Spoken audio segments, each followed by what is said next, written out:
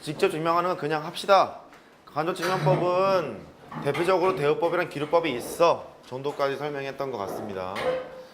수열이라는 단원을 수원에서 배우게 되면 증명 방법을 대놓고 배우는 것이 하나 더 있어요. 수학적 기능법이라는 증명 방법이 있어서 그때는 수열을 하고 계시는 분들은 그때 설계를 더 하도록 하죠. 두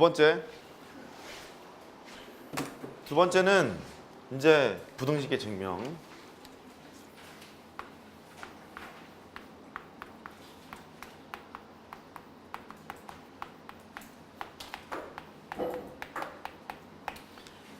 수학하 단원에서도 중요하고요.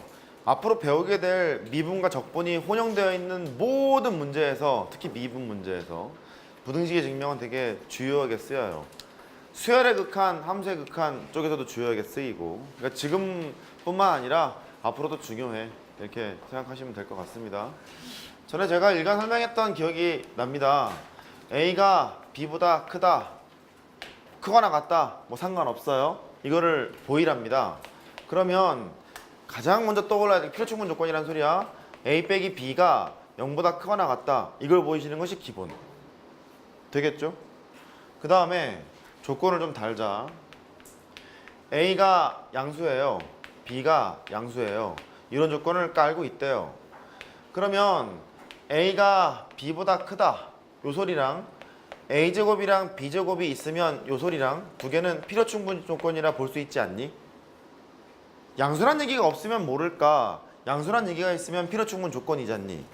만약에 양수란 얘기가 없잖아요. 그러면 3이 되고 마이너스 4가 돼도 성립하겠습니다만 제곱을 하면 9가 되고 16이 되는 거니까 이렇게 바뀔 거 아니겠니? 그러니까 그럴 텐데 부호가 둘 다 양수였기 때문에 그럴 때는 이 두 개는 필요충분 조건이라고 볼 수 있는 것 같아요. 그 뜻은 여기에 있는 게 무리식이거나 절대값이거나 양수인 게 분명한 식이 튀어나오는 순간 너는 이렇게 바꿔치기 할 필요가 있다. 됐죠? 그럼 오른쪽에 있는 얘를 보이고 싶어요. 그러면 너를 보여라 하면 이렇게 가면 되겠다. A제곱에서 B제곱을 뺀 게 0보다 크다. 이런 식으로 가시면 되겠죠. 할 수 있겠어요? 오케이. 그 다음에 또 해. A가 양수고 B가 양수더래요. 이거 많이 나오죠. 수열의 극한에서도 많이 나오고 함수의 극한에서도 많이 나오고 수열의 극한은 뭐 논술 문제에서 막 디글디글 나옵니다. 이론은 또 더럽게 간단하네 글쎄. A가 B보다 크대요. 얘를요 나누기 시작해. 나누게 되면 양수기 때문에 A로 나눠도 상관없잖아. 부도가만 변함이 없잖니. 1 A분의 B 이렇게 볼 수도 있고 그 다음에 B로 나눠요. 그럼 B분의 A 1보다 크다 이렇게 볼 수도 있는 거죠. 나눌 수 있잖아. 나눠도 부도가면 변함이 없잖아. 그러니까 얘가 너보다 크다를 보일 때 A 빼기 B가 0보다 크다 보이는 것이 기본인데 그게 잘 안 되잖아요. 그럴 때는 이렇게 나눗셈이 1보다 큰지 1보다 작은지를 비교를 해서 크기 비교를 하는 것도 방법일 수 있다. 정도까지는 기억합시다. 됐어요? 그렇게 됩니다. 자, 이거를 됐어. 이차함수 때 실컷 설명했으니까 생략하고요. 두 번째, 산술평균, 기하평균 플러스 조화까지 살짝 건드려 보도록 합니다.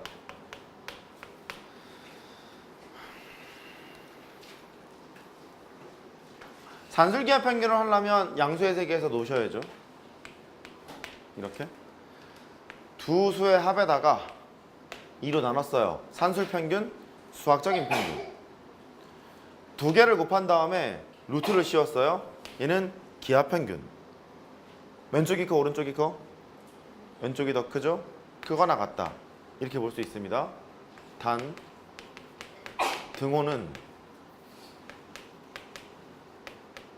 두 수가 같을 때 AB가 같을 때 성립합니다를 알고 있어요. 증명도 했었던 것 같고 왜 산술평균이라 했는지 왜 기하평균이라 했는지도 설명을 했던 것 같아. 잠깐 설명해 보면 산술평균이는 수학적인 평균 두 개 점수 합한 다음에 2로 나누면 되잖아. 얘 수학 100점, 나 수학 95점. 우리 수학 평균 90, 나 지금 95라 그랬니? 90, 100, 91 했으면 우리 평균 95잖아. 두 개 합한 다음에 2로 나누면 되는 거지? 그 다음에 3명의 수학 평균을 하래요. 100점, 90점, 80점. 평균 얼마야? 90점. 이럴 거 아니겠니, 그지? 수학적인 평균은 개수 더한 다음에 나누시면 되겠어요. 더한 다음에 나누시면 되는 거예요. 3개짜리, 4개짜리 다 되는 거야. 이 기하 평균은요, 넓이랑 좀 관련이 있다고 했던 것 같아. 기하 평균은 넓이랑 관련이 있다고 했던 것 같아요. 뭐 이런 거, 한 변의 길이가 a이고 가로가 a이고 세로가 b인 직사각형의 넓이는 a 곱하기 b로 표현할 텐데, 얘랑 똑같은 넓이를 갖는 정사각형을 너는 꾸릴 수 있니? 라고 물으면 한 변의 길이가 루트 ab인 정사각형을 얘기할 수 있다 라고 얘기했던 기억이 나는데, 됐죠? 기하 평균 도형과 관련이 있다. 실생활에서는 어떻게 쓰인다 했냐면, 내가 1억이라는 돈을 가지고 있다. 1년이 지났어. 2배. 2억 됐겠지? 그 다음에 또 1년이 지났어. 4배. 그러면 8억이 됐겠지? 1억에서 2년이 지나면 결국 내가 8억이 된 거잖아. 그러면 매년 평균적으로 몇 배 커졌나요? 물으면 루트 8배? 루트 8배. 그랬지 않겠니? 기하 평균. 됐죠? 그래서 우리가 경제활동을 하거나 여러 가지 얘기를 할 때 오히려 산술 평균보다 기하 평균을 쓸 때가 많아요. 물가 상승률이랄지 연봉의 증가량일지 이런 것들을 따질 때 경영경제를 배우다 보면 반갑습니다. 그렇게 되겠죠. 니네가 실제 배우고 있는 수학이 선택 과목 중에서 경제수학 같은 것도 있어요. 경영경제를 지원하시는 분들은 그거를 배우셔야 되거든요. 많이 나옵니다. 됐죠? 근데 지금까지 내가 떠들었던 얘기는 시험에 안 나와. 잘 안 나와. 근데 심층 면접에서는 나와. 그러니까 할 줄 알아야 돼? 됐죠? 오케이. 그러면 이거를 증명을 하래요. 얘가 너보다 크거나 같음을 증명하세요. 그러면 동그라미가 세모보다 크거나 같습니다를 보이는 거잖니. 일단 이것의 기본은 너에서 너 뺀 게 0보다 크거나 같다 보이는 거지.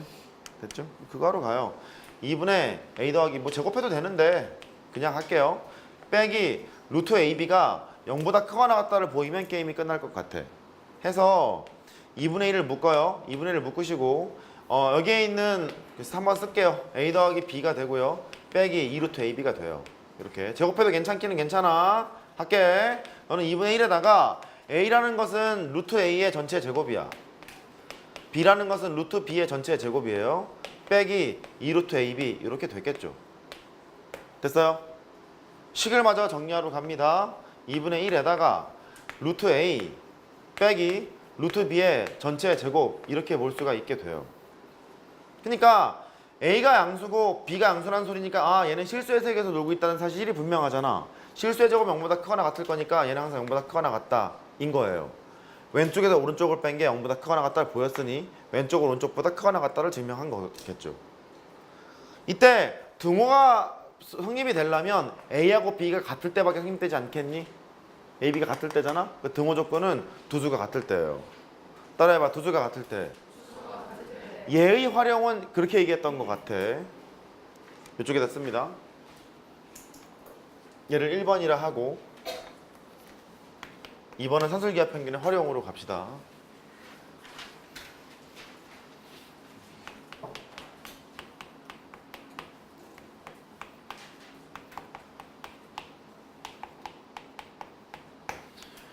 문제를 봤다. 양수라고 대놓고 나와 있거나 양수라는 조건이 집중!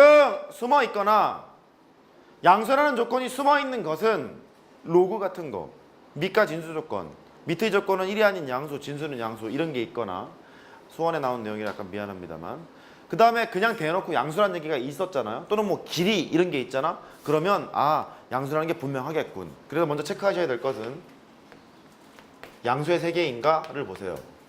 1, 3면에서 뭐 존재합니다. 뭐 이딴 얘기가 있잖니. 그러면 양수의 세계인가를 먼저 찾아보세요. 확인을 먼저 하세요. 확인을 먼저 하시고 두 번째 지금 틀이 여기다 그냥 다시 쓸게. 양수의 세계에서 두 개를 합한 것은 2로 나눈 걸 생략합니다. 두 개를 곱해서 루트를 씌운 거에다가 두 배를 한 것보다 크거나 같다. 조금 2를 지금 옮겼어요. 2를 옮겼습니다. 분모에 있는 2를 옮겼어요. 됐죠? 1을 지금 옮겼습니다. 그러면 양수의 세계에서 이거를 만족한다는 소리거든. 그래서 이렇게 파악하라 그랬지. 여기에 있는 곱이 일정하대요.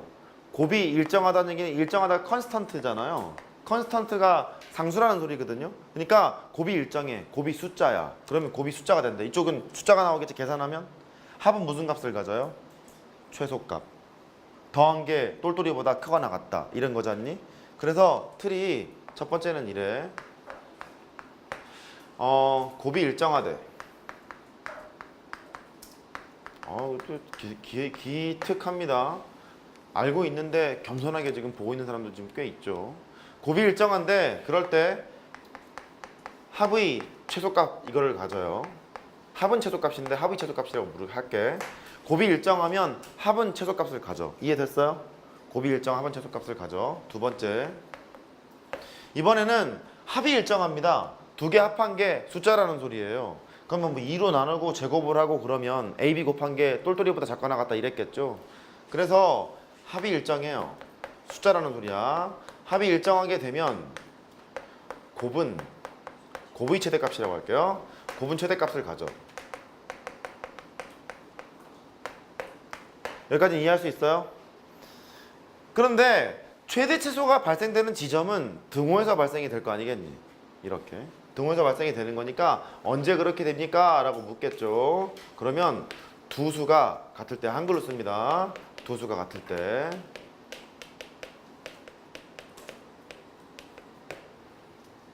그래서 어떻게 하라는 건데요? 문제는 어떻게 나올 거냐면 합의 최소값을 구하세요. 곱의 최대값을 구하세요가 문제야. 주렁주렁 달려있어서 합의 최대값이 뭡니까? 곱의 최소값이 뭡니까? 합의 최소값이 뭡니까? 곱의 최대값이 뭡니까? 라고 물어. 그러면 1차적으로 확인해야 될 게 양수의 세개인지부터 본다. 그 다음에 만약에 곱이 일정한 게 분명하다면 그 곱이 일정한 상황에서 합의 최소값을 물었어? 산술기하평균.